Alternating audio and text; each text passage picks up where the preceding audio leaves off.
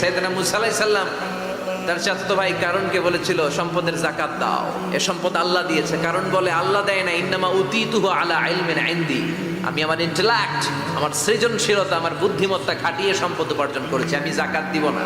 মুসা আলাইহিস সালাম বললেন তাহলে আযাবের অপেক্ষা করো। কারণ বলল পারলে আযাব নিয়ে আসো।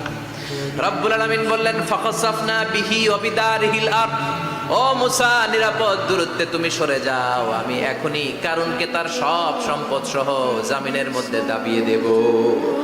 কারণ তার সম্পদ সহ জামিনে দেবে যেতে লাগলো। আমি জায়গাটা নিজে দেখে এসেছি। মিশরের রাজধানী কায়রো থেকে 120 কিলো দূরে ফাইউম নামে একটা জেলা আছে, ওই জেলায় বহাইরা কারুন, কারণের সব সম্পত্তি আল্লাহ জামিনে দাবিয়ে দিয়েছে। হাঁটু পর্যন্ত দেবে যায়, সে ভেবেছে আমি বেঁচে যাব। কোমর পর্যন্ত দেবে গিয়েছে, বেঁচে যাব। গলা পর্যন্ত যখন দেবে গিয়েছে আর বাঁচার সুযোগ নাই। কারণ কয় মুসা সব সম্পত্তি তোরে আর তোর আল্লাহরে দিয়ে দিলাম, আমার বাঁচা।